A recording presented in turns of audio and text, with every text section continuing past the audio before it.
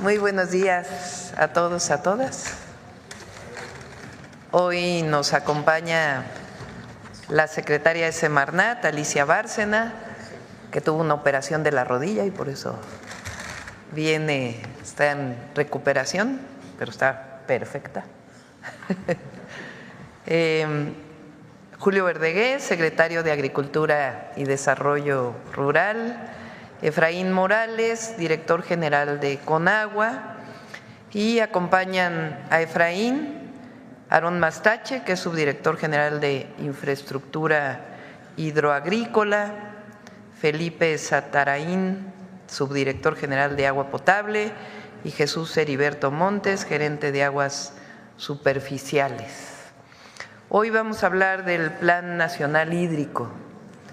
Voy a darle la palabra a la secretaria de Semarnat, a Julio Verdegués, secretario de SADER, y después a Efraín Morales, que nos va a hacer la presentación del Plan Nacional Hídrico y después contestamos sus preguntas. Adelante, Alicia. Con mi neumático. Muchas gracias y muy buenos días. Ya me estoy preparando para el maratón, así es de que muy pronto me verán corriendo por las calles. Pero quiero decir, señora presidenta, con su permiso, que creo que lo que se va a presentar hoy, el Plan Nacional Hídrico, es un instrumento indispensable para la gestión sustentable del agua. Y destaco sobre todo la enorme coordinación que hemos tenido entre todos los sectores. Particularmente quiero destacar la Secretaría de Agricultura y Desarrollo Rural y la Conagua, que siendo parte de mi sector, pero hemos trabajado muy de la mano, especialmente con el equipo de Efraín Morales, que seguro les va a presentar ya a detalle el plan. Pero quiero destacar algunos aspectos importantes. Primero, me parece que es un cambio de paradigma respecto al pasado, particularmente porque vamos de los gobiernos neoliberales, donde prevaleció un enfoque extractivista y privatizador del agua. Y en este momento lo que este plan pretende y va a lograr sin duda es privilegiar el agua para el consumo humano frente a usos intensivos con otros fines, la tecnificación, que seguro Julio abordará, la recarga natural de los acuíferos. Es decir, el mundo está viviendo una crisis de agua, la presidenta acaba de estar en el G20 justamente abordando estos problemas y sin duda México se prepara para que la recarga natural de los acuíferos sea una realidad y se logre evitar la extracción o la sobreexplotación de los acuíferos. Y la verdad es que algo muy interesante es poder tener un enfoque de cuenca que permita el ciclo natural del agua, evitando inundaciones, hundimientos y a la vez privilegiando también soluciones basadas en la naturaleza, la reforestación de las cuencas, de las zonas riparias y sobre todo la restauración de los humedales. Los humedales son muy importantes porque permiten filtrar el agua y creo que a eso es a lo que se está optando. Y desde luego algo muy importante es esta tarea que nos ha dado la presidenta a todo el gobierno de sanear 3 grandes ríos, el Lerma Santiago, el Atoyac y el río Tula. Creo que esos 3 proyectos van a ser históricos en este periodo gubernamental y sobre todo porque sin duda se trata de tener una visión integral del agua que nos permita, por un lado, preservar este valioso recurso y por otro lado también hacerlo tanto con la colaboración de muchos sectores. Sin duda estamos hablando del sector privado, del sector social, de los sectores, de los productivos y sobre todo que tengamos una visión de desarrollo desde la sustentabilidad, donde este ahorro de agua, este plan hídrico va a permitir aumentar la productividad también a nivel nacional. Así es de que, y sobre todo, consumo humano, beneficio para la gente. Muchas gracias. Gracias, presidente.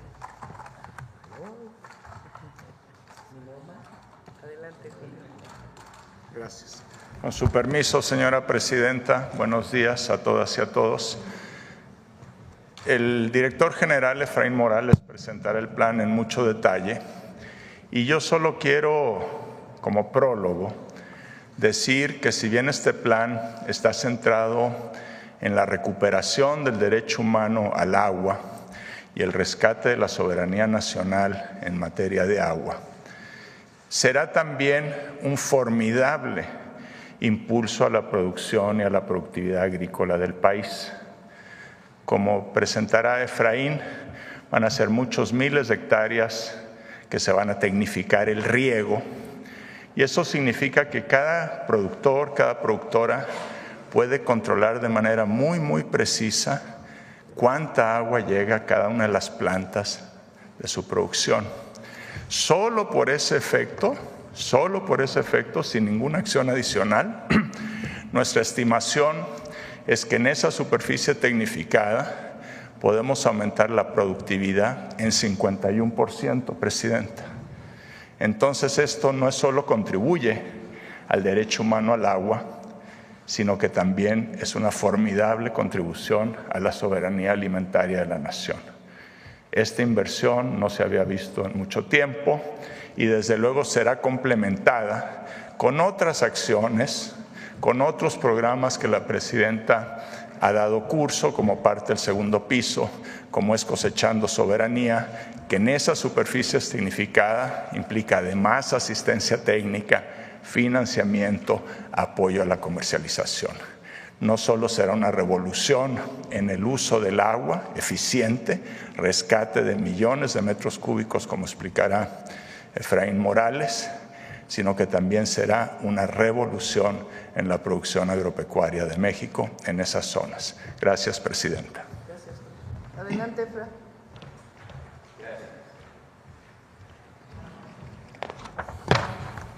Con su permiso, Presidenta, buenos días a todas y a todos. Hoy vamos a hablar del Plan Nacional Hídrico, que tiene como objetivo principal garantizar el derecho humano al agua en cantidad y calidad suficiente, asegurar la sostenibilidad de nuestros recursos y fomentar un manejo adecuado y responsable del agua en todos sus usos. Siguiente lámina, por favor. Es importante partir de cómo se distribuye el agua en nuestro país. Como se aprecia en la gráfica, el 76% está destinado para el sector agrícola, el 9% para la industria y la generación de energía y el 15% se destina para el uso público urbano. Siguiente lámina, por favor. El Plan Nacional Hídrico se basa en 4 ejes: política hídrica y soberanía nacional, justicia y acceso al agua. Para que haya prosperidad compartida debe haber agua para todas y para todos. Mitigación del impacto ambiental y adaptación al cambio climático y una gestión integral y transparente de nuestros recursos. Siguiente lámina, por favor. Antes de entrar a las acciones del plan, quiero mencionar 2 antecedentes que son importantes. Por un lado, compartir con ustedes el origen y el problema del actual sistema de concesiones.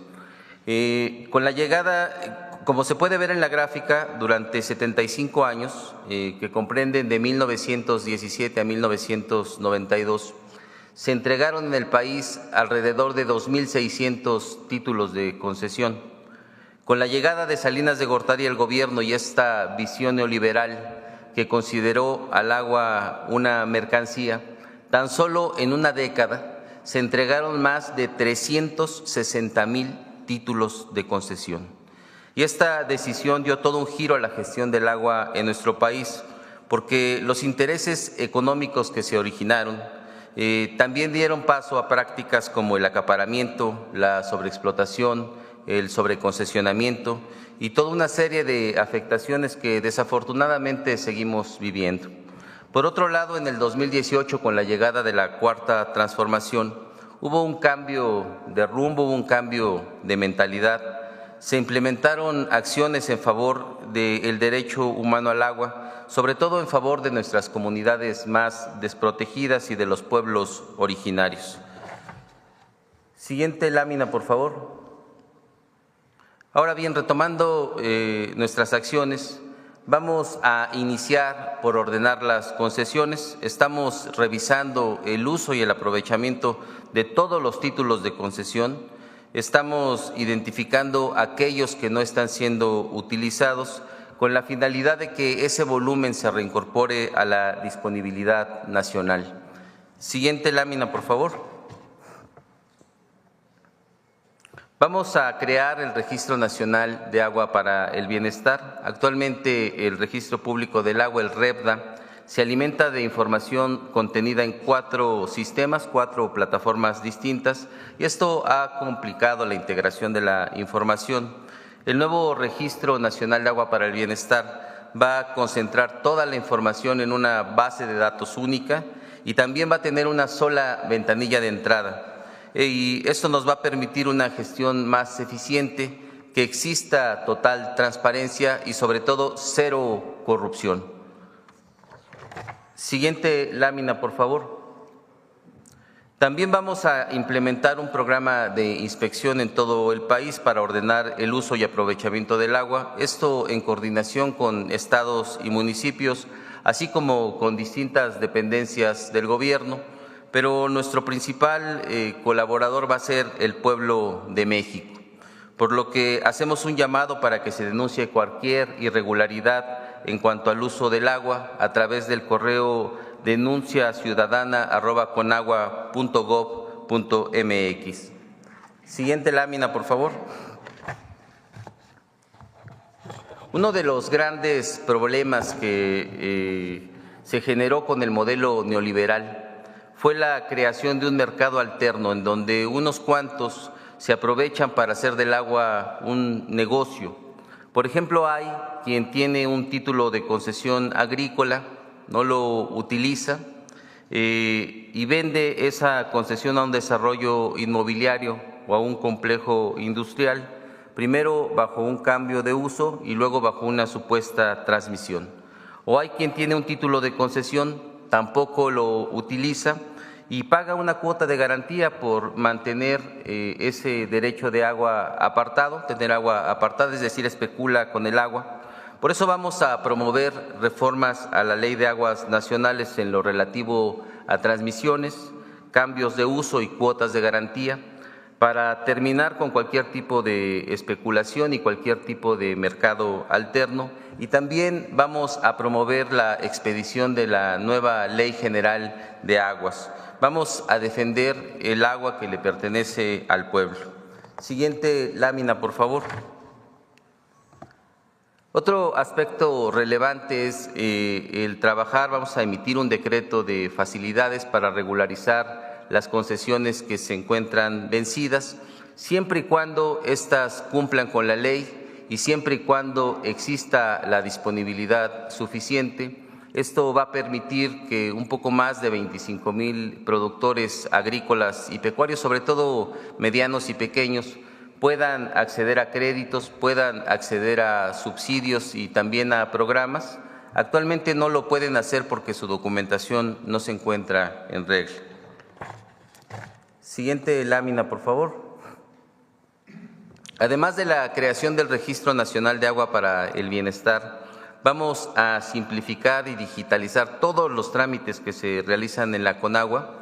Es crear una ventanilla única de gestión, crear un expediente digital de cada trámite que se realice, incluyendo concesiones, y reducir de 27 a 19 los trámites, de 19 a 9 los requisitos, y que los tiempos de respuesta sean de entre 15 y un máximo de 60 días. Para este programa estamos trabajando de manera coordinada con la Agencia de Transformación Digital. Siguiente lámina, por favor. En cuanto al Programa Nacional de Tecnificación, en coordinación con la Secretaría de Agricultura que encabeza el doctor Julio Verdegué, en este segundo piso de la Cuarta Transformación vamos a tecnificar más de 200,000 hectáreas de riego. Se trata de hacer un uso más eficiente del agua en el campo. Esto va a beneficiar la economía de más de 225,000 familias productoras y también a todo el pueblo de México, porque vamos a producir más alimentos con menos agua. Debe recordarse que esta acción va a venir a complementar el trabajo realizado por el expresidente López Obrador, quien tan solo en un sexenio creó más de 100,000 hectáreas de riego. Parte del agua que recuperemos va a ser destinada para consumo humano y para la recarga de nuestros acuíferos. Siguiente lámina, por favor. Como parte de este plan, vamos a realizar obras de infraestructura en todo el país. Estamos trabajando ya con estados y municipios en la elaboración de un plan maestro. Hemos revisado el estado que guarda la infraestructura y también la necesidad que se tiene para desarrollar nuevos proyectos. Estos proyectos se van a financiar a través de los programas federalizados ProSanear, ProAgua, PRODER, y con inversión estatal y federal directa. Se tiene contemplado también que parte del Fondo de Infraestructura Social que reciben los municipios durante 2025 se destine para temas de agua. Solo quisiera resaltar en este punto que es un programa sin precedentes, nunca se han mezclado los recursos, nunca se ha establecido un plan maestro y esto nos va a permitir tener una gestión que no solamente resuelva las problemáticas de manera inmediata, sino que tengamos un plan para los siguientes 30 años en el cual podamos estar invirtiendo y este modelo nos va a permitir potenciar capacidades. Adelante, por favor. También impulsaremos proyectos estratégicos para incrementar la dotación de agua potable en las zonas de mayor estrés hídrico y también vamos a realizar algunas obras de protección para la población. En principio, estos proyectos contemplan la presa del Novillo en La Paz, la desaladora de Rosarito en Baja California, un sistema de 3 presas para Hermosillo, la presa del Tunal 2 en Durango, la presa de Milpillas en Zacatecas, un acueducto de 2 en Ciudad Victoria, en Tamaulipas, una presa Las Escobas para la ciudad de San Luis Potosí, redes troncales para complementar el proyecto de agua saludable, el acueducto Solís León para Guanajuato, el acueducto Zacualpan 2 en Colima, el acueducto La Cangrejera Coatzacoalcos en Veracruz, la presa de Paso Ancho en Oaxaca, el acuaférico de Campeche, obras de protección contra inundaciones para el estado de Tabasco, un plan integral para Acapulco y un gran plan integral para abastecer de agua a la zona metropolitana del Valle de México. Siguiente lámina, por favor. Por instrucciones de la presidenta, la doctora Claudia Sheinbaum, uno de los objetivos centrales de este plan es restaurar y sanear nuestros ríos. Vamos a dar prioridad a los 3 ríos más contaminados del país, el río Lerma-Santiago, el río Atoyac, que comprende los estados de Puebla y de Tlaxcala, y también el río Tula. Para la planeación y ejecución de este programa estamos trabajando de manera muy estrecha, de manera muy coordinada con la Secretaría de Medio Ambiente, con la doctora Alicia Bárcena, y también con gobiernos locales. Entre las acciones que vamos a realizar, las que se van a llevar a cabo, se encuentra eliminar descargas contaminantes, reforestar, rehabilitar y construir plantas de tratamiento y colectores. Y un tema muy relevante es buscar soluciones basadas en la naturaleza como la construcción de humedales. Esto, entre otras muchas acciones que se van a realizar. Siguiente punto, por favor. También un punto central, un punto de gran importancia para este plan, es la firma de este gran acuerdo nacional por el derecho humano al agua y la sustentabilidad. Es una iniciativa en la que participan distritos y unidades de riego, los principales consumidores industriales, instituciones académicas y de investigación, comunidades usuarias del agua y, por supuesto, el gobierno en sus distintos niveles. ¿En qué consiste este acuerdo? Hemos conversado con los principales distritos de riego y unidades de riego, quienes a partir del programa de tecnificación van a realizar una devolución progresiva del volumen que tienen concesionado. También hemos platicado con los principales consumidores del sector industrial para que de manera voluntaria devuelvan parte del volumen que tienen concesionado y que actualmente no utilizan, esto sin comprometer la producción o los planes de crecimiento. Hasta el momento, en su conjunto, se han hecho compromisos para la devolución de más de 2.500 millones de metros cúbicos que, para ponerlo en contexto, equivalen a abastecer a la Ciudad de México durante 2 años y medio completos. El acuerdo también contempla que las empresas firmantes inviertan en eficientar sus procesos de producción para ahorrar agua y que incluso se invierta en algunas obras de carácter comunitario que va a beneficiar a distintas regiones del país. Hasta el momento se tienen compromisos por una inversión superior a los 16.400 millones de pesos de inversión privada. Y como parte de este acuerdo también se va a implementar una campaña de concientización, ahorro, uso y cuidado del agua. Este acuerdo se va a firmar el próximo 25 de noviembre. Es importante mencionar que hay un gran ánimo, hay una gran disposición de participar y sobre todo hay mucha conciencia de la relevancia que tiene este acuerdo para el éxito de la gestión hídrica en el país durante los siguientes años. Por último, 2 anotaciones. El Gobierno de México va a invertir durante 2025 20,000 millones de pesos aproximadamente por lo que tiene que ver a proyectos de agua. Y no quisiera terminar sin decirles a ustedes que en efecto el panorama en el país y en el mundo en cuanto a agua es un panorama complejo, sobre todo por la situación de estrés hídrico y por las complicaciones que trae el cambio climático. Sin embargo, del acuerdo, de la voluntad de una distribución equitativa y sobre todo de una gestión adecuada de nuestros recursos, va a ser posible que el agua en el futuro no sea un tema de disputa, sino sea un tema de vida y un tema de prosperidad para nuestro país. Y recordar a todas y a todos que el agua es bienestar. Gracias por su atención. Gracias, presidente.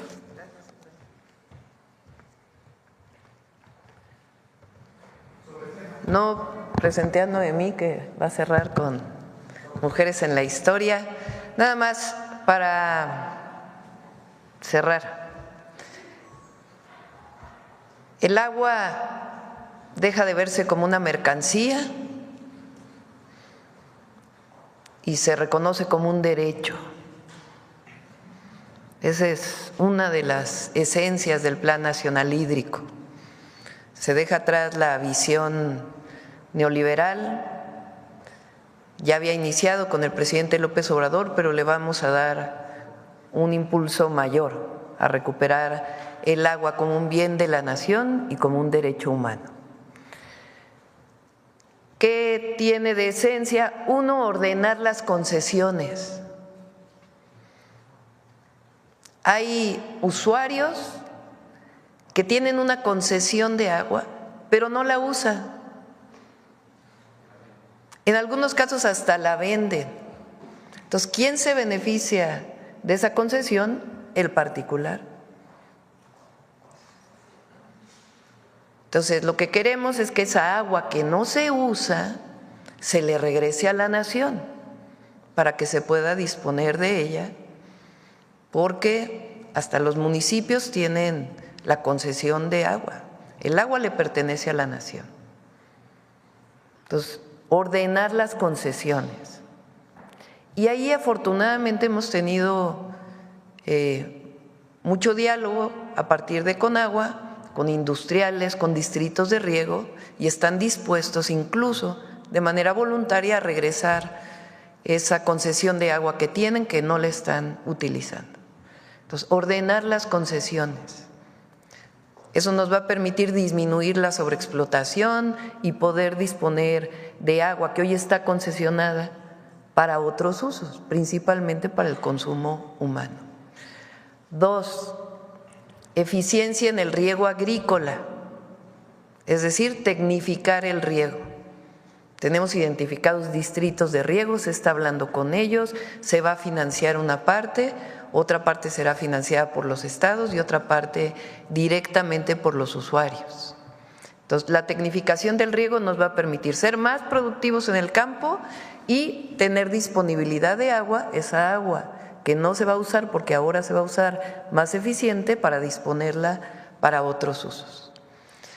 3, un plan maestro municipios, estados y gobierno de México, para que los recursos federales, estatales y locales los pongamos todos a trabajar conjuntamente, para que no cada quien trabaje por su lado. Entonces, un plan maestro, municipios, estados y federación para infraestructura de agua potable. 4, proyectos estratégicos de agua que están definidos para poder, a partir de todo esto, hacer inversiones que permitan destinar agua ahí en donde en este momento hay mayor necesidad de uso humano, de derecho al agua. Y 5, saneamiento, la parte ambiental. Vamos a restaurar varios cuerpos de agua y en particular 3 ríos. Todo esto es parte de un plan nacional integral en donde una de las primeras acciones es esta firma que se hace el lunes, que se ha venido trabajando ya por meses, en donde hay incluso industriales que van a decir: yo regreso esta agua que tenía concesionada porque en este momento no la estoy utilizando, e incluso compromisos de inversión privada para cumplir con las normas, para reciclar agua, para utilizar en la industria agua tratada. Entonces, todo esto es parte de este plan. Estamos contentos, entusiasmados, y hay recursos que le va a destinar la Federación para todos aquellos que dicen que no va a haber recursos. Hay recursos a partir del 2025 y en adelante para poder cumplir este plan ambicioso, histórico, Plan Nacional Hídrico para México. Bueno, sobre el tema, a ver aquí. Muy buenos días, Presidenta. Ramón Flores, del Centinela Informa de Humanoid. Buenos días a todos los funcionarios que lo acompañan. Pues misteriosamente también ya se fue a quejar un diputado del PAN que se llama Daniel Chimal. En la conferencia de las partes de la Convención Marco de las Naciones Unidas para el Cambio Climático 29 en Azerbaiyán, dice que la reducción de presupuesto a la Semarnat afectará agenda internacional ambiental, pero también hay otro medio que saca una declaración de la secretaria de Semarnat, donde dice que pues estoy buscando sus palabras textuales, dice: no cabe duda que sí, este recorte afectará sin duda la forma en que podamos trabajar. Nada más preguntarle a la secretaria si realmente hizo esa declaración o no, porque ya están circulando pues varias notas donde dicen que ustedes van a recortar el presupuesto a la Semarnat y también a la Conagua. Mi primera pregunta. Ayer lo expliqué, la Semarnat como secretaría no reduce su presupuesto. Ahora, en el sector se ve una disminución. ¿Por qué? Porque se cerraron los proyectos estratégicos de agua del presidente López Obrador. Y ahora vamos a entrar a los nuevos proyectos estratégicos. Aunque le hubiéramos dado 40,000 millones de pesos a Conagua, tienen que hacerse los proyectos ejecutivos, tiene que hacerse de estos 16 proyectos que se presentaron, a ver si los ponen. Para poder iniciar esas obras, pues necesitamos proyectos ejecutivos y eso requiere su tiempo. Entonces, en donde hay menor presupuesto en este momento es en la Conagua. Eso no quiere decir que no se van a implementar todo este plan nacional. Lo que pasa es que el primer año pues se destina una parte a los proyectos ejecutivos que nos van a permitir en los siguientes años poder desarrollar todas las obras. Esa es, digamos, la explicación. Entonces, lo que ya no va a haber, y eso es importante, y eso es lo que les molesta a los adversarios, pues es el tema de que el agua ya no va a ser un negocio para ellos. Entonces se le desmiente al diputado panista que se fue a quejar a la ONU. Pues, Ok, bueno, mi segundo planteamiento, Presidenta. Hace unos días se dio a conocer que la Fiscalía General de la República reactivó la investigación en contra del gobernador de San Luis Potosí, Ricardo Gallardo, esto tras una denuncia de la Unidad de Inteligencia Financiera por el desvío de más de 700 millones de pesos, donde aparecen 19 personas, entre ellas sus padres y hermanos, donde supuestamente desviaron y lavaron dinero del erario público. Ahora, el gobernador, en represalia, comenzó una persecución política en contra del empresario Gerardo Sánchez Sumaya, al que ya había atacado y que incluso el presidente Andrés Manuel López Obrador ordenó a la secretaria en aquel entonces, Rosa Isela, que lo protegieran, porque pues está en riesgo. Él está dando a conocer todo lo que está pasando en San Luis Potosí y el gobernador ya utilizó a Latinus, ya utilizó a Reforma para decir que tanto su gobierno como el gobierno pasado del presidente López Obrador le están otorgando contratos en Pemex a este empresario Gerardo Sánchez Sumaya. O sea, están haciendo un golpeteo político, Presidenta, y también pues aquí en la mañanera se presentó la denuncia de la persecución del gobernador a este empresario que comparte los ideales de la 4T y que dice que nunca más alguna corrupción. Lo que está pasando en San Luis Potosí es muy delicado, Presidenta, sobre este empresario. ¿Usted lo apoyaría, al igual que el presidente que está dando a conocer las corruptelas del gobierno de San Luis? Sí, no tengo conocimiento de que haya una investigación contra el gobernador. Habría que preguntarle en todo caso a la Fiscalía General de la República. Entonces, eso primero, porque no es algo que venga del gobierno federal y no tengo conocimiento si realmente hay una investigación contra el gobernador. Lo que sí hay que decirlo claro, en cualquier lugar donde se demuestre que hay corrupción, y lo subrayo, se demuestre, sí, porque también hay muchas noticias que quieren acusar a alguien cuando en realidad no hay nada de fondo para poder dañar a la 4T. Sí. Entonces tiene que haber pruebas, evidentemente, pero nosotros no vamos a solapar ningún acto de corrupción de nadie. Okay. Y nosotros tenemos una responsabilidad con el pueblo de México y con la historia. Y con nuestro proyecto, honestidad y honradez ante todo.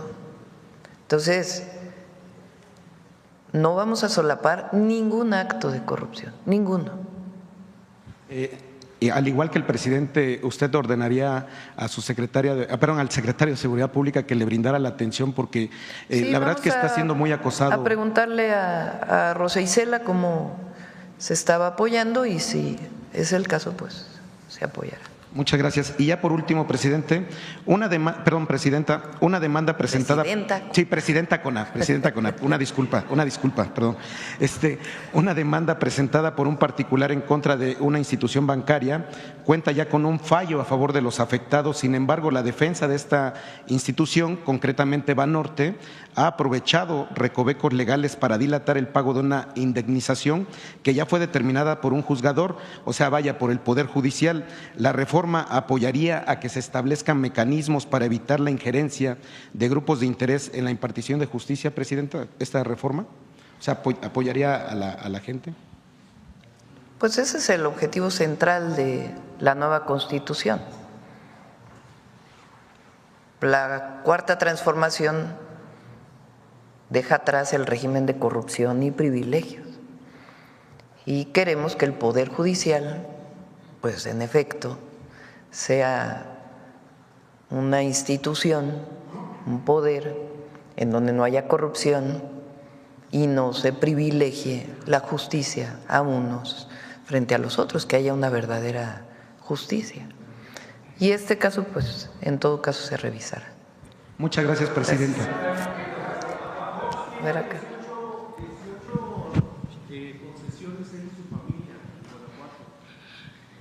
Gracias, Presidenta. Shaila Rosagel, corresponsal de Grupo Gili, El Imparcial de Sonora, La Crónica de Mexicali y Frontera de Tijuana.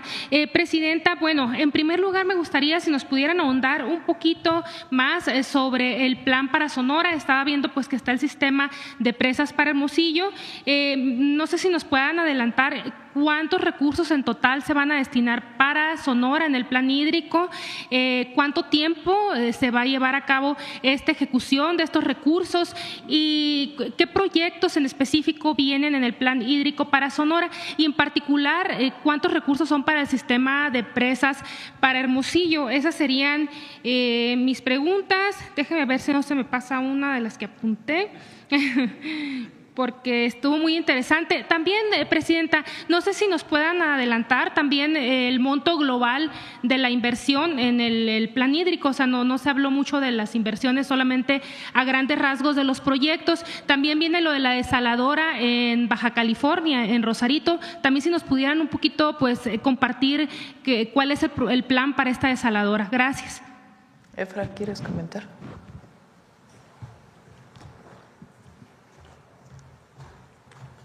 Bueno, señalar que en el caso de las presas, este sistema de presas consiste en tener sobre el río Sonora construir tres pequeñas presas que ayuden a retener agua para poder abastecer a la ciudad de Hermosillo. Estamos trabajando en el costo final del proyecto, como comentó la presidenta hace un momento. Se van a realizar estudios y programas. Es una inversión de alrededor de 7,000 millones para la realización de estas presas y todo lo que se requiere para este espacio, y eso va a determinar. ¿En 3 años? Sí, eso va a determinar el proyecto también los tiempos, pero se va a ejecutar en 3 años aproximadamente. En 3 años, me dice que las presas van a estar sobre el río Sonora. Sí. No se incluye el río Sonora en de los 3 ríos que mencionaron en el saneamiento, aquí como por el problema que hay de contaminación. Vamos a iniciar con los otros ríos, pero va a contestar la secretaria. Ahí voy. Paciencia. Bueno, en el caso del río Sonora Bacanuchi estamos trabajando de parte de la Semarnat en todo un programa de remediación. De hecho, ya nos reunimos con los empresarios y acordamos hacer un plan conjunto de remediación del río Sonora Bacanuchi y también de establecer y de cumplir los compromisos que se hicieron para la población en materia de salud. Ya estamos en contacto con la Secretaría de Salud, con COFEPRIS para que nos ayude también porque la verdad es que la contaminación del río Sonora sí es cierto que proviene de aquella explosión que hubo en su momento, o ese accidente que hubo en 2014, pero también es verdad que el manto freático, o sea, la parte geológica de Sonora, contiene ya de por sí algunos metales pesados. Entonces estamos tratando de ver cómo hacemos la remediación. Sí tenemos un plan para remediar el río Sonora y lo estamos haciendo en conjunto con la empresa principal que actúa por allá. Muchas gracias, secretaria. No sé si Efraín, bueno, viene lo del el sistema de presas, se incluyen algunos proyectos más en otros municipios, por ejemplo, en Ciudad Obregón, en Guaymas, en materia de agua. Sí, hay varios fondos que da la Conagua y además municipios y Estado invierten en municipios, por eso los ponemos en 2 vías. Uno que es para todos los municipios y las 32 entidades de la República, que es la coordinación de los distintos recursos con un solo plan, que nos permita, en el caso de Sonora, atender el sur también, pero como proyecto estratégico particularmente, y eso lo hablamos con el gobernador, se priorizó la atención del abastecimiento de agua para Hermosillo. Y de la desaladora, si nos pudieran adelantar también un poco de cómo viene este proyecto. Sí, es un proyecto que tiene desde hace tiempo Baja California.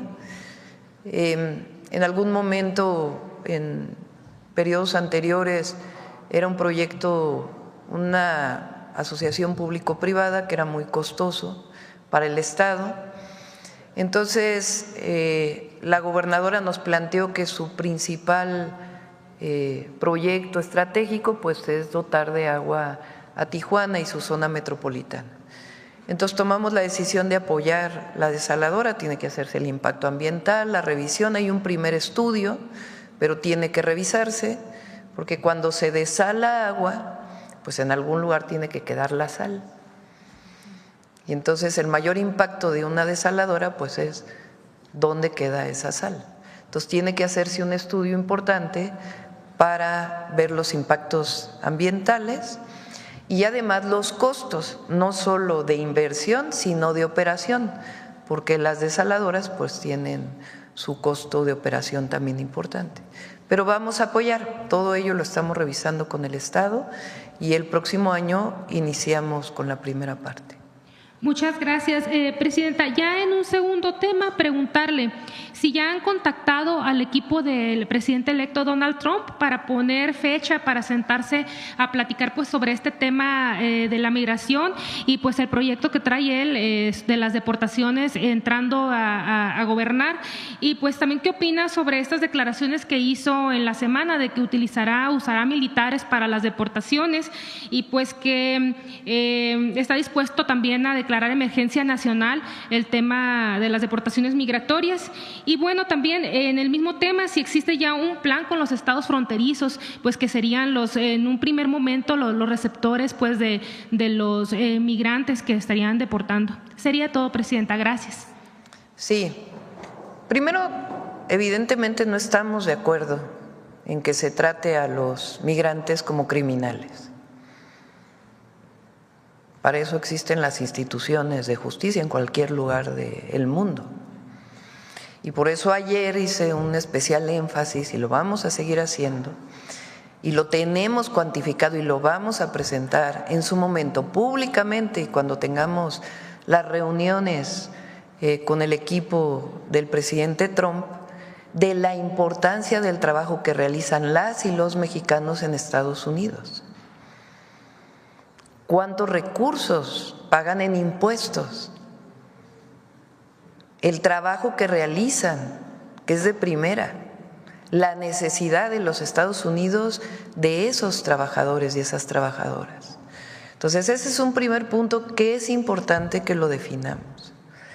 Segundo, en caso de que hubiera deportaciones, nosotros vamos a recibir a las y los mexicanos y tenemos un plan para ello, pero vamos a trabajar previo a ello en demostrar que no tienen por qué deportarse a nuestros connacionales que están del otro lado de la frontera, que al contrario benefician incluso a la economía de los Estados Unidos. Entonces, eso en primera. Ahora, tenemos un plan y lo estamos desarrollando. De hecho, hoy hay una reunión sobre ese tema con el gabinete, sobre los distintos temas que vamos a tratar con la administración del presidente Trump. Comercio, migración, seguridad, hasta cuestiones culturales, de amistad, todo lo que tiene que ver con la relación bilateral y trilateral también con Canadá en el caso del TEMEC. Entonces, todavía no hay una reunión, pero esperamos que se pueda dar para poder mostrar pues toda esta información, porque a veces con una frase que no tiene un sustento se acusa, por ejemplo, a las y los mexicanos en Estados Unidos. Y la otra, pues, es todo el fortalecimiento de los consulados, que también estamos trabajando. Entonces, porque he leído por ahí que dicen que la presidenta y su equipo no están preparados. Y, no, sí tenemos un plan, estamos preparados y en su momento, cuando sea propicio, vamos a hacer pues estas conversaciones con el equipo del presidente Trump. No, todavía no, estamos en eso y ya habrá, estoy segura que habrá en su momento las reuniones. Sobre el agua, a ver, vamos por acá en la esquina.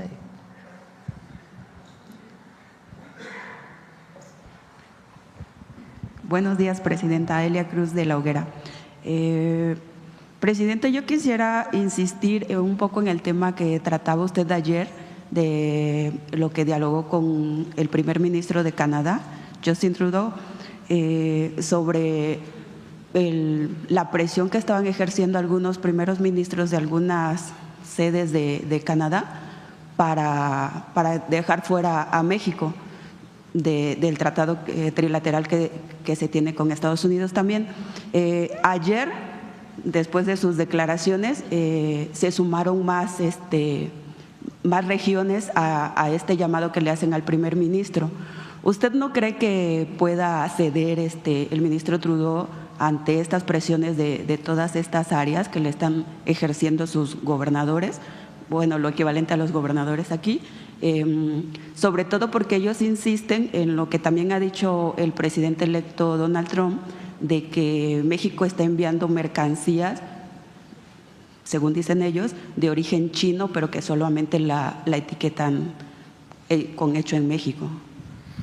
Sí, el primer ministro no está de acuerdo en sacar a México del tratado. Me lo comentó muy claramente y acordamos pues seguir dialogando. Ellos pues tienen también sus propias elecciones pronto, entonces también usan estos temas como parte de una campaña electoral. Pero el primer ministro no está de acuerdo y hay que recordar que quien en su momento defendió que Canadá se quedara en el tratado fue el presidente López Obrador, porque había la idea de entonces presidente Trump de que fuera nada más México-Estados Unidos. Ese es lo primero. Lo segundo, me preguntó de una marca de vehículos de fabricación china que si había una planta en México. Es una marca de vehículos eléctricos y le dije, la única planta de esa marca que hay en Norteamérica está en Pasadena, California. O sea, está en Estados Unidos. Entonces, nosotros tenemos también nuestro propio programa de fortalecimiento de la economía nacional, de disminución de importaciones, por ejemplo, que vienen de Asia. Pues es un tema, por supuesto, que tiene que ver con el tratado, pero de fortalecimiento de nuestra economía y de disminuir la dependencia. Lo mismo que en el caso, por ejemplo, de granos o de otros productos agrícolas, que estamos fortaleciendo la autosuficiencia alimentaria, como en el caso del frijol, por ejemplo. Pero ese es un asunto de desarrollo nacional. Entonces, Estados Unidos se beneficia mucho y Canadá del tratado, porque tal parece que solamente es un beneficio para México y no. Estados Unidos tiene grandes beneficios. Es un tratado que firmó el propio presidente Trump.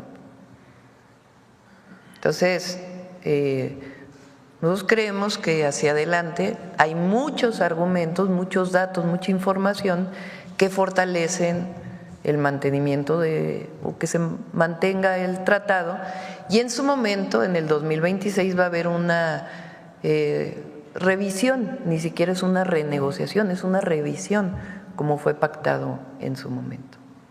¿El primer ministro entonces se quedó tranquilo con la explicación que usted le dio? Pues que vamos a seguir platicando, pues es parte de este proceso de relaciones bilaterales y también dentro del tratado.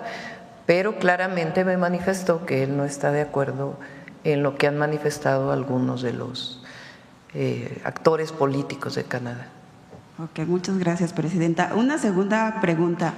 A raíz de la equivocación que hubo en el presupuesto para las universidades, en especial para la UNAM, el exrector José Narro Robles publicó un artículo en un diario donde él califica de fraude educativo a las universidades del bienestar.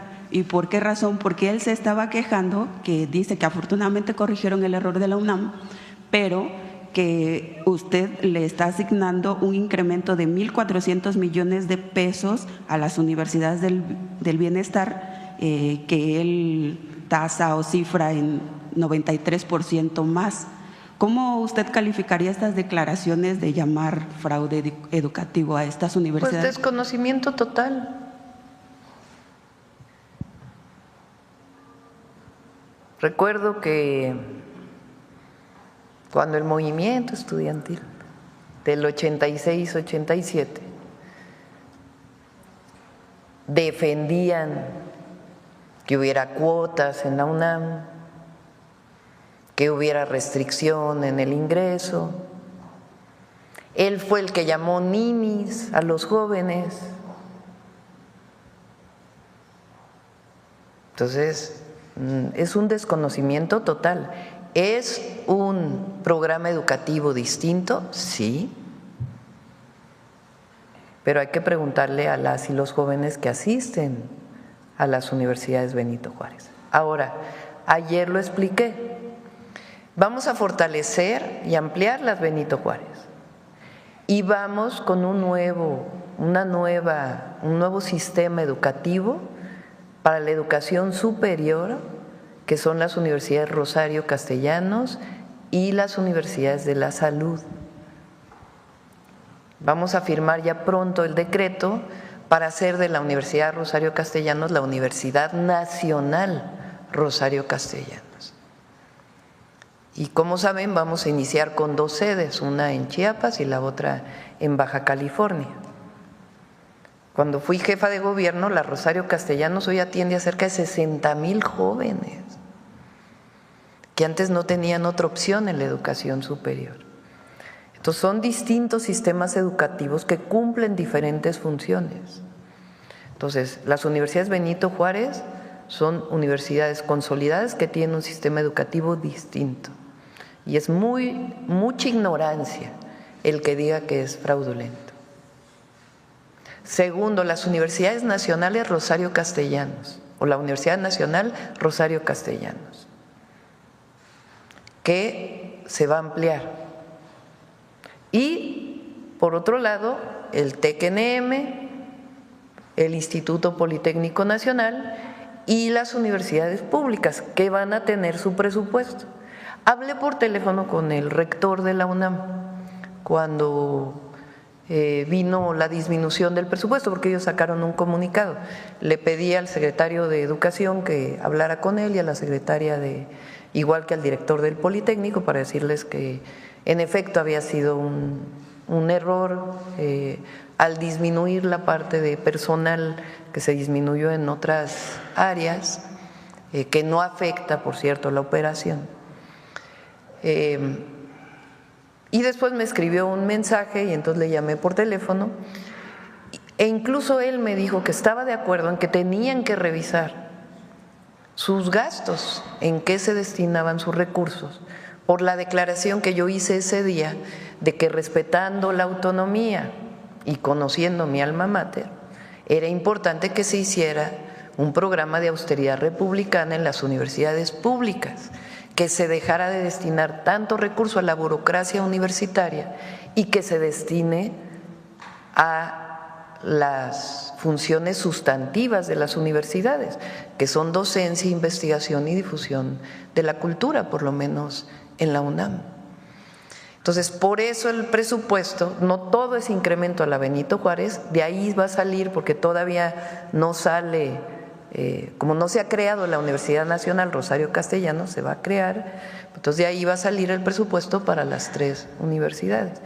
Lo que sí es que nuestra visión desde hace muchísimos años, desde que éramos porque es una generación muy jóvenes, es que la educación pública es un derecho, no es una mercancía y no es un privilegio. No es un privilegio para los que puedan pagar por la universidad. Viene desde los sentimientos de la nación de Morelos y por eso no se entiende. Por eso no se entiende que sí, que los gobiernos de la Cuarta Transformación lo que queremos es mejorar la educación, pero con una visión humanista, de recuperación de nuestra historia, de nuestra memoria histórica. Ayer fue muy hermoso, la verdad, el evento del 20 de noviembre, que entre otras cosas recupera el papel de la mujer en la historia y particularmente en la Revolución Mexicana. Entonces sí tiene esta visión, la educación básica, el fortalecimiento de la media superior, que ya vamos a presentar este programa que lo hemos venido trabajando, y más espacios para que las y los jóvenes mexicanos tengan derecho a estudiar la universidad. Eso es lo que está en esencia en el fondo del asunto. Y gracias, presidenta. Y una última pregunta. Ayer una compañera le preguntaba sobre los bloqueos que estaban haciendo algunos habitantes de los municipios de la Costa Chica, que dicen que no los han censado. Ellos están acá afuera ahora mismo de Palacio Nacional, un grupo como de 100 personas que traen cajas con evidencia de fotografías, videos y demás, de cómo fueron destrozadas sus viviendas, y que desde hace como 3 semanas les proporcionaron a ellos el número telefónico que usted ayer mencionó de la Secretaría del Bienestar. Dicen que han estado llamando, pero que le responden diciéndole solamente que bueno, que esa es como una especie de queja, le dan un número de folio, pero que les dicen que eso no les va a garantizar que vayan a regresar a censarlos. Entonces ellos quieren saber, ¿realmente van a regresar a censarlos? Ellos están aquí, también están pidiendo una audiencia, ¿no?, con usted, para que alguien les resuelva el tema, pues, de su preocupación, que no tienen los recursos para reconstruir sus viviendas. ¿Qué deben hacer o qué deben de esperar o cómo se solucionará esto, presidenta? Nos va a atender Atención Ciudadana, Adriana, que hace muy, muy bien su trabajo y es una mujer con mucha sensibilidad. Pero sí es importante una cosa: no se atiende por organización. No vamos a regresar a eso. Es directo. Gobierno, familia damnificada. Porque se acostumbraba en el pasado, antes de que llegara el presidente López Obrador, que era por organización. También en el caso de apoyos al desarrollo rural, a la agricultura. Llegaban las organizaciones, ya sabían que venía su monto, se repartían entre muchos liderazgos, llegaba poco a la gente. Entonces no, eso cambió. Entonces es 1 a 1 y en todo caso lo que se hace es ir a visitarlos a su domicilio para ver pues realmente si hubo afectación, y si hubo afectación pues tienen derecho al apoyo. Entonces, de inmediato que los van a recibir, porque ellos dicen que no son organización, o sea, cada quien se viene representando a sí mismo, ¿no?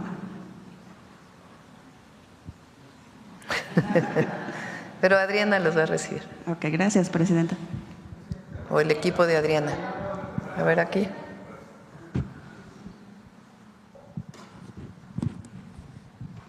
¿Cómo está, presidenta? Buenos días. Buenos días. Luis Ángel Marín, de Radio Resultados, con 90 estaciones en todo el país, estaciones de radio. Sobre el tema del agua, muy importante, hablaba usted en el punto 3 de los que nos explicaba acerca de que se va a trabajar en conjunto con los municipios, con los gobiernos de los estados y la federación. ¿Tiene pensado crear, así como esta Comisión Federal de Electricidad, en todo el país para el tema de la energía eléctrica, hacer algo para el agua? Porque cada estado tiene su organismo y hay hasta municipios que tienen su propio organismo de agua potable, y eso hace diferencias en tarifas, en la calidad del servicio, hace que muchas veces no se le dé mantenimiento a las bombas, etcétera. ¿Tiene pensado unificar todo este procedimiento de distribución de agua potable en el país, presidenta? Sería mi primera pregunta. En la Constitución está que la atribución está en los municipios de la administración del agua. En algunos estados la Constitución estatal los ha centralizado en el estado. En la Ciudad de México, por ejemplo, hay alcaldías que no son municipios precisamente porque los residuos sólidos, porque el agua, pues como es una unidad urbana, pues no pueden administrarse de manera separada, sino que se administra por una sola institución. Entonces, no tenemos pensado más que capacitar, orientar y generar un plan único que permita que haya recursos. Hay problemas, por ejemplo, como bien dices, en donde hay un municipio que construyó hace tiempo una planta de tratamiento y no tiene los recursos para poderla operar, porque es muy cara la electricidad para los recursos que tiene el propio municipio, o no cara, sino no tienen los recursos para poder darle el mantenimiento. Entonces, todo eso es parte de este programa integral. Pero la Constitución lo establece de esa manera y no tenemos pensado modificarlo. Muchas gracias, Presidenta. Otra pregunta también sobre el mismo tema del agua. En tiempos pasados, muchas comunidades se abastecían de agua con pozos perforados, pozos artesianos. Hay ciudades donde todavía hay pozos artesianos en las colonias y la gente iba y de ahí abastecía el agua potable. ¿Tiene pensado algún proyecto para ayudar a las comunidades a que tengan sus propios pozos? En la perforación tiene un costo, también el uso de bombas eléctricas también tiene un costo, o bombas mecánicas también se pueden utilizar. ¿Tiene pensado algún programa para que haya pozos en muchas comunidades? Eso ayudaría también mucho al uso de agua potable o de agua para el consumo doméstico. Es el objetivo de este programa. Por ejemplo, si hay una localidad en un municipio que no tiene agua, pero hay agua en el acuífero y es factible extraerla, pues entonces juntan los recursos para poder destinarlo a ese pozo, a que haya pozo en esa localidad y que pueda suministrarse agua. En otros casos, por ejemplo, recientemente estuvimos en San Luis Potosí, en Santa María se llama la localidad, ¿verdad? Ahí pasa un acuaférico que, por cierto, se está revisando, aquí alguno de ustedes lo preguntó, es una concesión que se dio hace mucho tiempo y lo estamos revisando junto con el gobierno de San Luis Potosí, pero pasa muy cerca un acuaférico y la comunidad no tiene agua. Entonces ahí lo que se requiere pues es un ducto que permita que la comunidad pueda tener agua. Entonces todo esto pues tiene que ver con el análisis de los municipios, de las localidades de los municipios, porque a veces la cabecera municipal sí tiene resuelto el problema, pero las localidades no, que están en el propio municipio. Entonces el objetivo es, los 6 años que estemos aquí, es ese diagnóstico por municipio y poder destinar los recursos que de por sí van al agua a este plan maestro para poder pues resolver el problema del acceso al agua en muchas localidades de nuestro país. Y hablaba también del saneamiento de algunos ríos. En este proyecto nos presentaban 3 principalmente, pero hay muchos también municipios donde el desagüe, el drenaje va directamente a arroyos, a ríos. ¿Tiene pensado que cada estado pueda también implementar este tipo de proyectos de evitar que se sigan usando como drenaje? Por ejemplo, en los 3 ríos que planteamos que son prioridad, ya están en brigadas coordinadas por Semarnat, Conagua, los estados, los municipios. Entonces se hace un recorrido por el cauce del río, se identifican descargas, en algunos casos son descargas municipales, es decir, que el municipio descarga su drenaje ahí sin tener tratamiento. En otros casos son descargas individuales, en otros casos son descargas industriales que deberían tratar el agua y no la están tratando. Entonces se está identificando ahora sí que en todo el recorrido para poder hacer ese plan que permita saber si se hace un drenaje marginal, se llama, un drenaje especial para todas las salidas de agua de los municipios que permita llevarlo a una planta de tratamiento. En otros casos, pues que se cumpla con la ley en las empresas para que traten el agua. Entonces, en todos estos 3 cuencas se está haciendo este trabajo territorial que permita hacer un verdadero diagnóstico, usar muchos estudios, porque también hay muchos estudios que ya se hicieron para poder ver en qué lugares se ponen plantas de tratamiento, en qué lugares sencillamente se hace cumplir la ley, en qué otros lugares se hace un drenaje marginal, etcétera, etcétera, etcétera. Igual en la zona metropolitana. El río Tula, por ejemplo, recibe afluentes de otros ríos. Entonces, todo ese trabajo, y hay un responsable por cada área que nos va a permitir tener el diagnóstico, lo que se tiene que hacer y pues poder tener ríos sanos, porque un río contaminado no solamente afecta a los recursos naturales, sino la salud de los habitantes. Entonces, esos 3 ríos son la prioridad.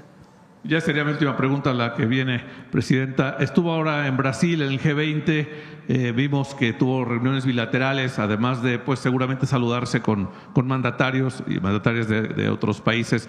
¿Recibió alguna invitación para visitar, no sé, Francia o Canadá o algún otro país? ¿O usted hizo alguna invitación a algún mandatario para que visite nuestro país? Sí, Gracias. Recibimos invitaciones para ir a varios lugares, pero… ¿A cuáles serían? Bueno, hasta China recibimos invitación para ir a Francia, a Corea, a Vietnam, pero bueno, ya lo vamos, y nosotros también pues hicimos invitaciones. Entonces ya iremos viendo con calma, nuestra principal tarea pues está aquí.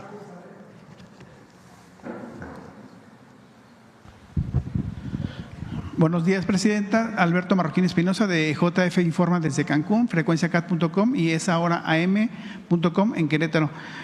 Aprovechando que está aquí el secretario de SADER y el director de la CONAGUA, hay un tema todavía pendiente con SADER, porque hay unos apoyos al campo que no se les ha pagado. Ya lo habían comentado aquí una compañera, pero siguen muy inquietos. Incluso son 7 estados, no nada más es Querétaro, son 7 estados los que están en esta situación. No sé si ya esté destinado o ya se contempló ese recurso para este año, que es esa deuda de este año. Sí, lo está revisando el secretario. Estamos revisando que una parte se pueda entregar este año y otra parte el próximo año, pero lo estamos revisando y vamos a cumplir. Y para el director de la CONAGUA, también ya ve que cuando fue a Querétaro, pues el gobernador de Querétaro, Mauricio Curi, le presentó varios proyectos. Entre ellos le presentó la firma de un convenio para el proyecto del Batán. No sé si si se va a destinar por parte de la Federación recursos para ese proyecto o si usted va a firmar ese proyecto. Lo estamos revisando con ellos. Ellos tienen la idea de hacer una coordinación con las entidades, una APP o algún otro esquema de inversión privada. Entonces, estamos viendo si podemos apoyar en el proyecto o sencillamente se dan los permisos para que ellos puedan desarrollar ese proyecto. Okay. Presidente, también la importancia siempre de un trabajo coordinado ahora que viene la obra del tren México-Querétaro. Sabemos que ya existe una buena coordinación por parte de incluso la Guardia Nacional y la CEGOP de Querétaro con el gobierno del estado, pero aquí la pregunta es sobre todo cómo van a estar ahora las delegaciones federales a nivel del país. ¿Van a seguir con la misma estructura de un delegado que esté comandando a los demás delegados o seguirá la figura de delegado, superdelegado? Sí, es parte de lo que se está revisando. Se van a hacer más chiquitas las delegaciones que son necesarias, eso es una parte, y otras de plano van a desaparecer o no se van a ocupar. Entonces, estamos en ese trabajo. Porque hay delegaciones importantes, no sé, como aprovechando que está aquí la secretaria de Semarnat, pues son delegaciones a veces pues, transversales, ¿no? Que son muy importantes para la operación, incluso de cualquier secretario, incluso con la buena relación también incluso con los gobiernos estatales y municipales. Sí, lo que decidió aquí la secretaria es que, no sé si quieres comentarlo tú, que van a centralizar ahí los… Bueno, ahora sí. Sí, estamos revisando todas las estructuras de las oficinas estatales porque tenemos 31 oficinas de Semarnat, luego tenemos 31 de la Profepa, 31 de la CONAFOR, y tenemos 13 de las áreas naturales protegidas. Entonces, lo que estamos haciendo es, por instrucciones de la presidenta, viendo cómo podemos consolidar estas oficinas. Hay funciones que sí necesitan estar en territorio. Profepa, por ejemplo, ni duda cabe. Saldría mucho más caro ir desde aquí a inspeccionar en el país. Necesitamos una buena estructura. En los otros casos podemos quizás apoyarnos también en las secretarías de medio ambiente de los gobiernos de los estados. Estamos haciendo un análisis súper cuidadoso y también viendo otra opción que son techos únicos, porque tenemos muchos locales, realmente tenemos muchos que son federales, muchos de ellos, otros no, otros son arrendados. Entonces creemos que ahí puede haber un ahorro bastante importante si hacemos una consolidación. Y esto se vincula a otra instrucción de la presidenta muy importante, que son los trámites. Nosotros estamos haciendo una consolidación de los trámites muy importante con la Agencia Digital y de Telecomunicaciones, porque vamos a digitalizar la mayor parte de los trámites. Eso va de manifestaciones de impacto ambiental, de cambio de uso del suelo, de inspecciones es más difícil porque esas se tienen que hacer in situ, pero todo lo demás lo podemos digitalizar. Y creo que eso va a ayudar muchísimo. Creemos que podemos avanzar en estos 100 días realmente a una disminución, sobre todo en ASEA, por ejemplo, que es la agencia que también supervisa los hidrocarburos. Y eso va de la mano con las oficinas regionales, porque muchas oficinas regionales están dando a veces permisos que no les corresponde, como nos pasó ya con Baja California Sur. Entonces estamos yendo estado por estado, analizando uno por uno cómo consolidamos y haciéndolo también con Conagua y con SADER, porque tenemos realmente funciones muy parecidas. Sí, aprovechando a la Secretaría de Medio Ambiente, incluso yo he investigado en las delegaciones de Semarnat. No hay una estructura ya formal, a veces existe, en algún lugar existe un delegado, o bueno, ya no la figura como delegado, pero algún encargado, o está el subdelegado de gestión. Han desaparecido muchas, incluso hay delegaciones que ni siquiera ya tienen un administrativo. Hay un jefe de departamento que maneja toda la parte de la administración, cuando históricamente había un subdelegado administrativo, cuando había un subdelegado de planeación y un subdelegado de gestión. Esa estructura como que… Esa es la que estamos revisando, porque hay otro tema. Y es que muchos de estos delegados tienen una posición muy baja en la estructura y eso también se presta a malos manejos, sin duda. Y por eso estamos ordenando, para darle un piso parejo, siguiendo las instrucciones de la presidenta, capaz que haya, por ejemplo, Sembrando Vida.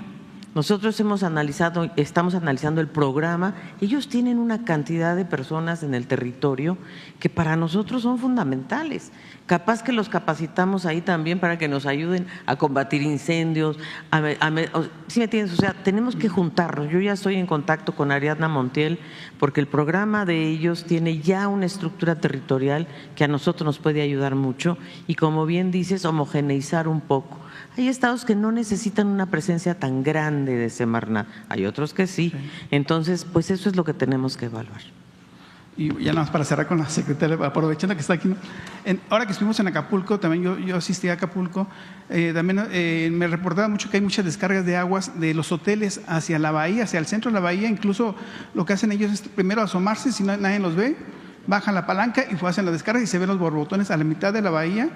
Es algo muy común ahí en Guerrero, ¿no? Yo viví hace muchos años en Acapulco, 4 años, conozco bien la problemática de esa zona, ¿no? Ahora la corroboré, obviamente, después de varios años, pero ¿qué se va a hacer ahí al respecto? Porque es algo histórico y que sigue. Estamos con Semarnat, con Efraín Conagua. Va a haber una inversión de alrededor de 8,000 millones de pesos en los siguientes años para Acapulco, en agua, en tratamiento de agua, en desasolve de ríos, en drenajes marginales, en vivienda, en caminos, en mejora urbana, porque fíjense, este año entre nada más Marina, sin contar la parte de emergencia inmediata, sino de inversión, entre Conagua y Marina, ha de haber sido una inversión en las bombas y todo eso, en Acapulco. Pero el dragado de los ríos y todo eso, fácil como 200 millones de pesos. ¿Qué tenemos que hacer para que no vuelva a ocurrir en el caso? Porque más episodios de lluvias intensas muy probablemente se van a presentar. Entonces lo que queremos pues es que las plantas de bombeo no se vuelvan a solvar, entonces necesitamos elevarlas. Pero además las plantas de tratamiento, que hay 16, no están operando adecuadamente. Entonces por eso es una inversión integral del gobierno federal, estatal y municipal para atender el saneamiento de Acapulco, el desasolve de ríos, etcétera, etcétera, etcétera. Muchas gracias, presidenta. Bueno, a ver, aquí quiero comentarles otro tema antes de… Hola, buenos días, presidenta, secretarios. Hoy le quería preguntar, quizás por algo, una obviedad que pensaba que iban a preguntar otros compañeros, pero anoche se votó la desaparición de los organismos autónomos por los diputados.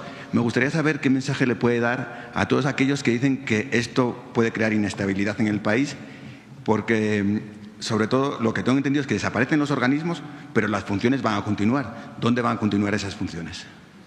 Sí, a ver, vamos a sacar lo de la Auditoría Superior de la Federación del INAI para recordar un poquito.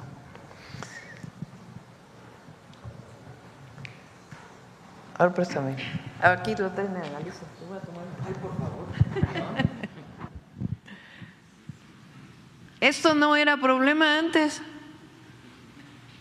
Para los que hoy defienden a capa y espada al INAI, se les olvidó la corruptela.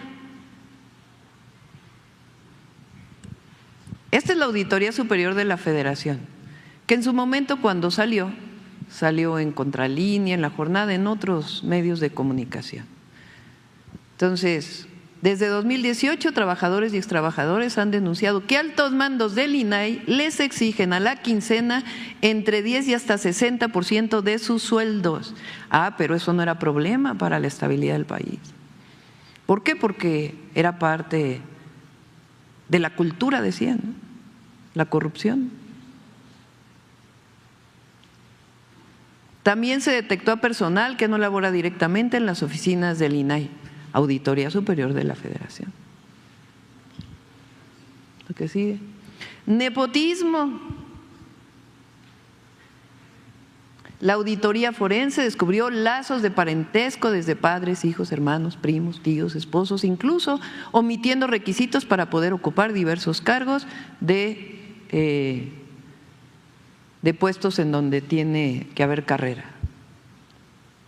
Adecuación de los requisitos de los perfiles de puesto para incorporar al INAI a personas que no cumplían con los mismos. La auditoría también documentó que los 7 comisionados, entre ellos los 4 que se mantienen vigentes, habrían incurrido en gastos indebidos relacionados con pagos de comidas, desayunos, viajes al extranjero y al interior del país, así como el manejo de la tarjeta corporativa American Express para ir a centros nocturnos. Ya no lo puso Paulina, pero yo lo puedo decir. ¿Qué sigue? Los comisionados que se mencionan ahí incurrieron en cargos a las tarjetas corporativas sin acreditarlos, viáticos sin acreditar, que hayan sido estrictamente necesarias para las actividades de la comisión y falta de acreditación del registro presupuestal y contable por concepto de viáticos devengados. ¿Hasta ahí? Va a haber más transparencia ahora, pero no va a haber corrupción, eso sí. Entonces, la desaparición del INAI como organismo autónomo lo que hace es acabar con esto. Pero las funciones van a… Pero las funciones se incorporan a la Secretaría Anticorrupción y los datos personales se van a resguardar. Y vamos a generar mecanismos de obligatoriedad de transparencia de todas las secretarías en donde fácilmente la ciudadanía pueda revisar las funciones, el gasto, todo lo que hace el Gobierno de México. Pero me llama la atención, y hay que decirlo, ¿no? Porque toda la comentocracia hoy sí dice que se está poniendo en riesgo el país. La transparencia ahí tiene que estar y es una de las obligaciones sustantivas de los gobiernos. La rendición de cuentas, la transparencia y la protección de datos personales.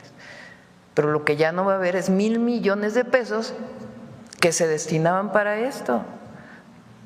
Porque entonces ahora, lo dije hace poco, o sea, está el INAI, y para que no haya corrupción en el INAI, entonces que hay que crear otro organismo que revise al INAI. Pues no, que se cumpla la ley, eso es todo. Y para eso no requieres organismos y organismos y organismos y organismos autónomos que tienen estos resultados. Perdón por no presentarme, soy José Leveña de Publimetro. Un dato que acaba de salir recientemente, hace unos minutos, es que México creció, el PIB de México creció 1,3% en el último trimestre, se sitúa es el segundo país de la OCDE que más ha crecido. Me gustaría saber si México también está preparado para un posible aumento en las tensiones en el mundo por la guerra de Ucrania, que especialmente pues hoy se han lanzado un misil balístico por parte de Rusia, Biden está autorizando las minas antipersona, y también conocer un mensaje suyo sobre esta autorización para colocar minas antipersona, que al final del día son los civiles los que más sufren. México tiene una tradición pacifista y la vamos a seguir teniendo, de la búsqueda de la paz en el mundo. Y el diálogo y la política como la forma de resolver los conflictos. Está en nuestra Constitución.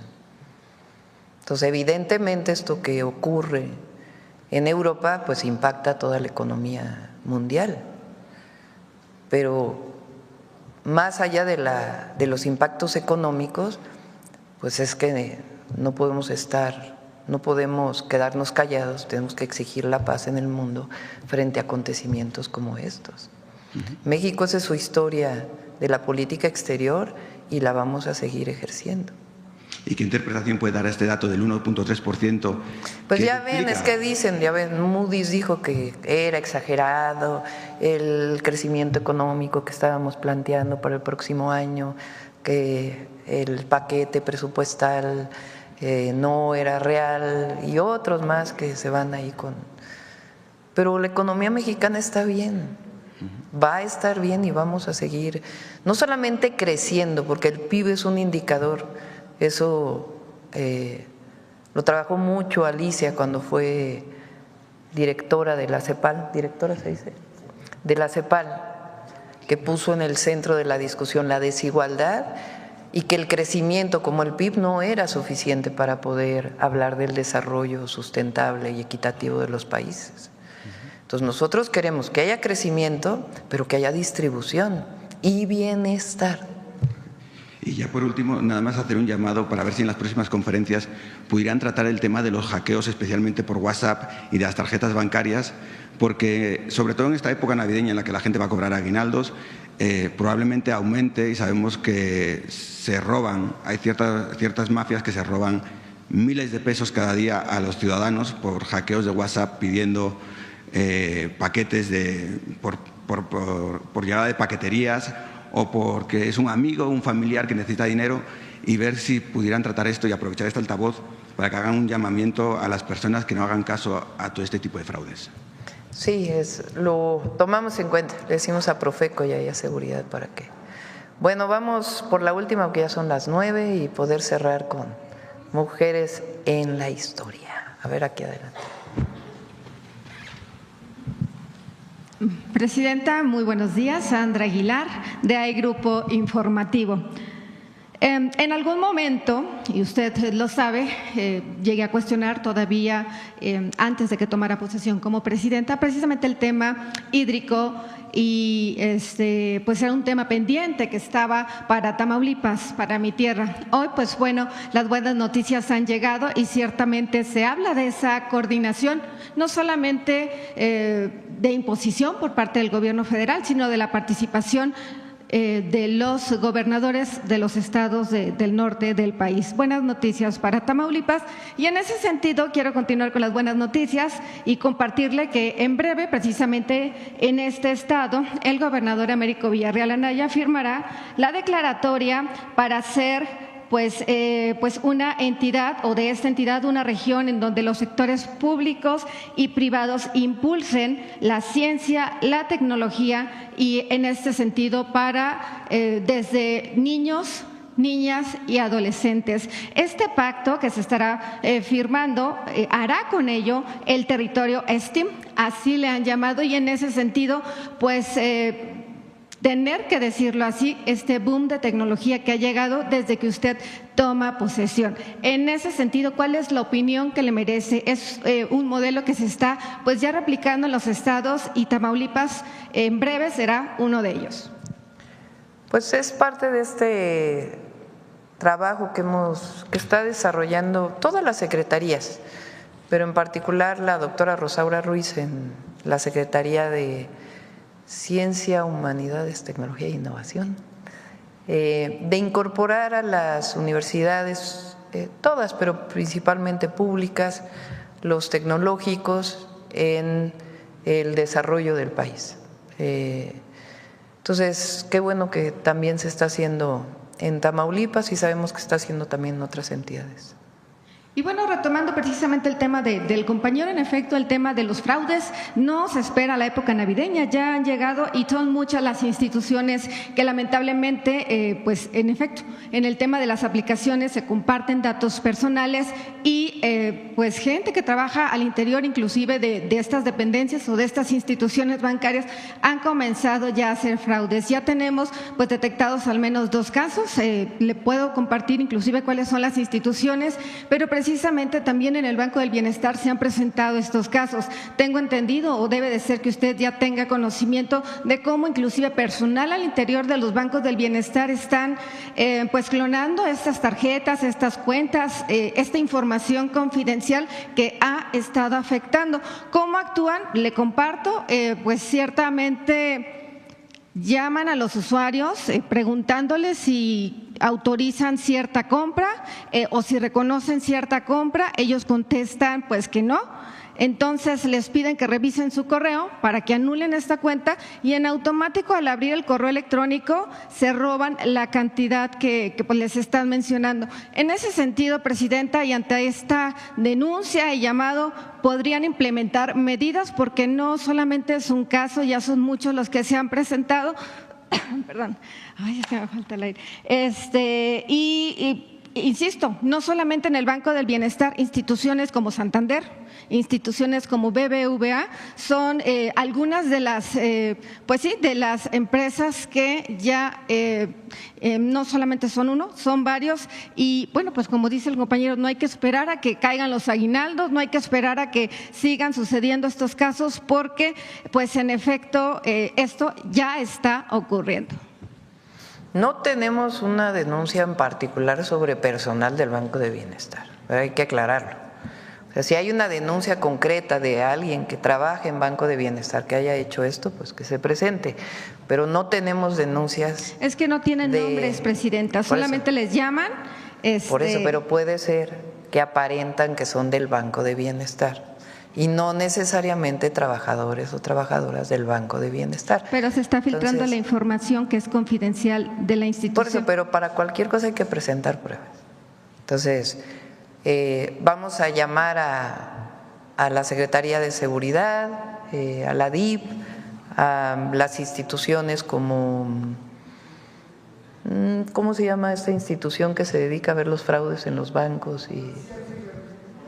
No, es una institución donde está Oscar. ¿La Conducef? La Conducef, para que en conjunto puedan venir a dar la información, a proteger a todos los consumidores, a la Profeco, sí, porque para se que sienten impotentes, para que no caigan pues en un fraude, y si hay denuncias específicas de algún trabajador de alguna institución del gobierno o privada, pues también es importante que se presenten para que Finalmente, le quiero compartir, usted que estuvo precisamente cerca de los líderes en esta cumbre del G20, pues precisamente, y usted lo sabe, que existe una buena relación entre México y Japón. En ese sentido, sabe también que se cuenta con un tratado y es importante o son importantes las inversiones que se están realizando precisamente aquí en México. Le comparto que el próximo 13 de abril del 2025 se llevará a cabo en Osaka, Japón, una expo. Esta expo que tiene como fin el diseñar a la sociedad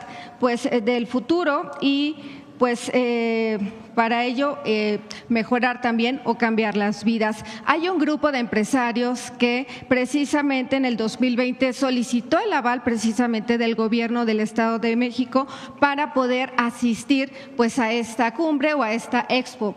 Evidentemente no genera ningún costo del erario público, todo lo contrario, es pues costo o inversiones privadas para poder hacer presencia en esta expo, y solamente comentarle o compartirle si para esta ocasión, para el 2025, estos empresarios pudieran contar con su aval. Pues vamos a ver, ahí le vamos a encargar al secretario de Economía. Le agradezco, sería toda mi parte. Buen día. Por favor. Sí. La última. Buenos días, presidenta. Stephanie Palacios, del periódico Quequi, de Quintana Roo y Ciudad de México. Buenos días al gabinete.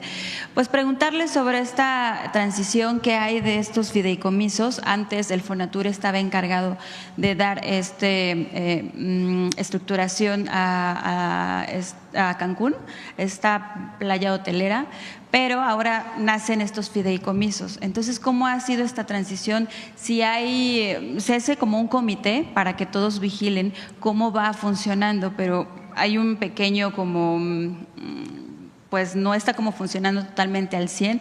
Hay algunas cosas que todavía no quedan claras, pero esta zona hotelera de Cancún está un poco abandonada. De hecho, hay algunas carreteras que solamente se van a destinar de 28 kilómetros, hay 5 kilómetros. Entonces, para saber si hay algo sobre este tema, es el fideicomiso para el fortalecimiento de la actividad turística de aquí del estado de Quintana Roo.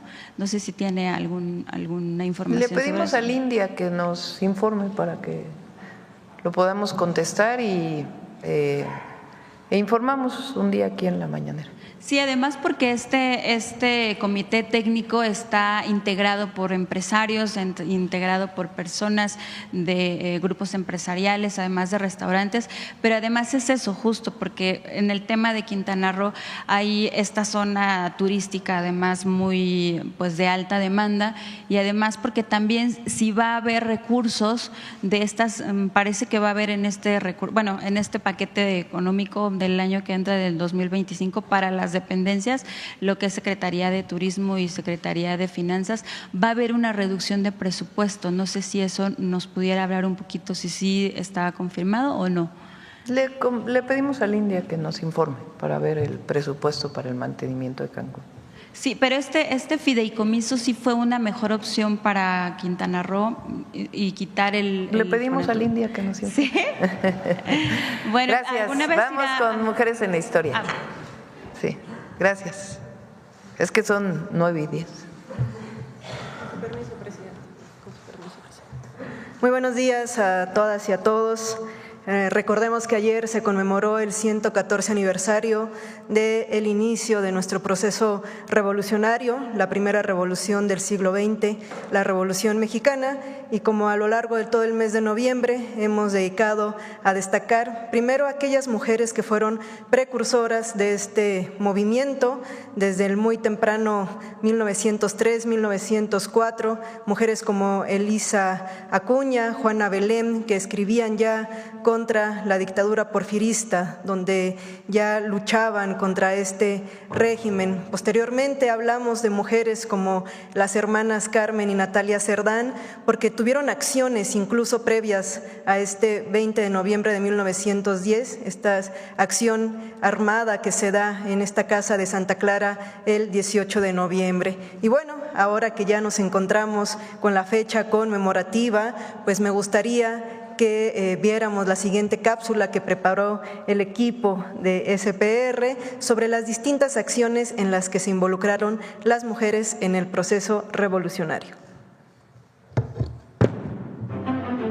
Propagandistas, ideólogas, periodistas, adelitas, soldaderas, combatientes, enfermeras y feministas, todas ellas valientes mujeres mexicanas que desde distintas trincheras y de distintas formas lucharon en la Revolución Mexicana. Las propagandistas.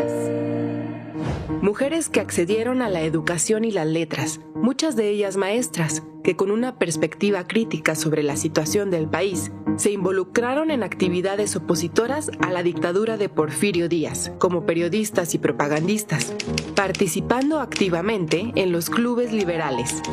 Al estallar la Revolución Mexicana, se integraron a la lucha trascendiendo sus actividades de propaganda.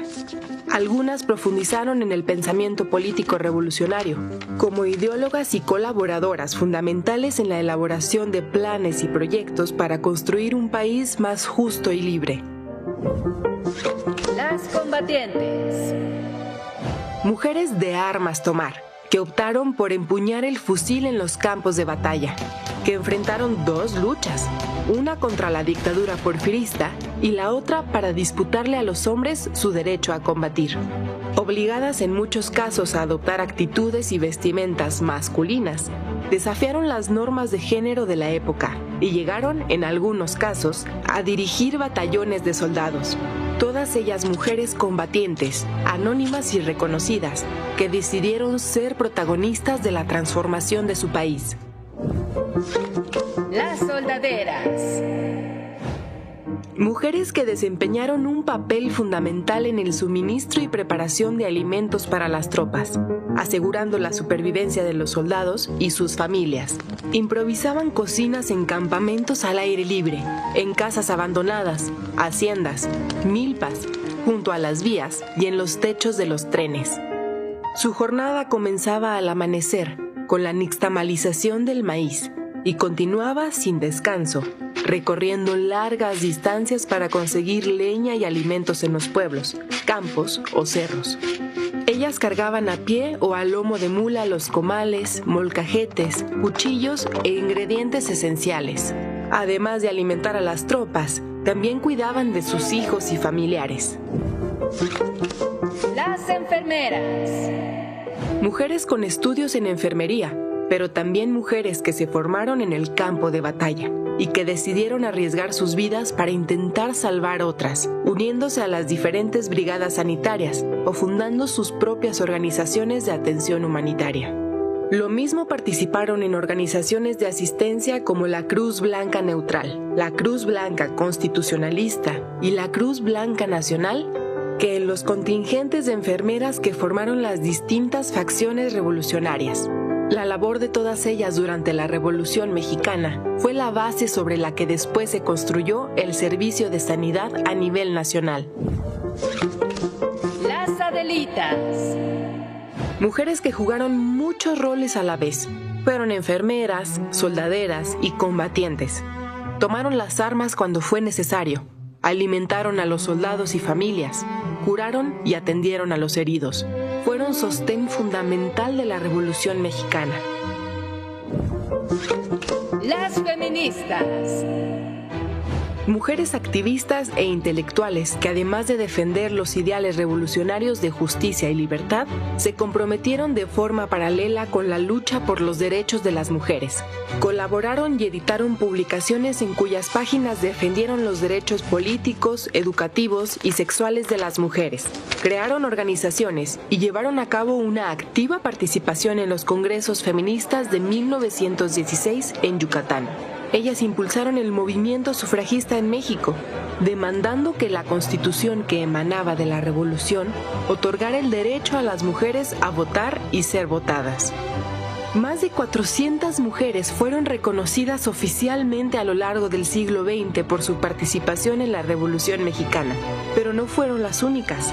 Miles de mujeres anónimas fueron partícipes de una lucha por la conquista de justicia y libertad. Así es, me gustaría mucho destacar, por ejemplo, en el caso de las propagandistas, a las maestras Guadalupe y Rosa Narváez de Puebla, que utilizaban los espacios escolares para el trabajo antirreeleccionista. Paulina Maraver, también una profesora de Puebla, que fue correo para Emiliano Zapata de todo lo que acontecía en el estado de Veracruz, y era a través de Puebla que llegaba la información hacia Morelos. Las enfermeras también, sin duda, un papel fundamental, porque en ese momento la Cruz Roja solamente atendía a los heridos por parte del ejército porfirista, y una enfermera muy importante en la frontera va a ser Elena Arismendi, que va a crear la Cruz Blanca Neutral. El lema era por la humanidad, así es que estas mujeres no se fijaban de a qué bando pertenecían, la finalidad era dar la atención humanitaria. Y bueno, sin duda también las soldaderas, aquellas que estuvieron en los campos de batalla, y ya vimos, la historiadora Gabriela Cano ha denominado esto travestismo estratégico, que quiere decir que tenían que adoptar muchas veces esta identidad masculina, primero para salvaguardar muchas veces la vida, haciéndose pasar por hombres, y también para que pudieran acceder a mandos o grados militares.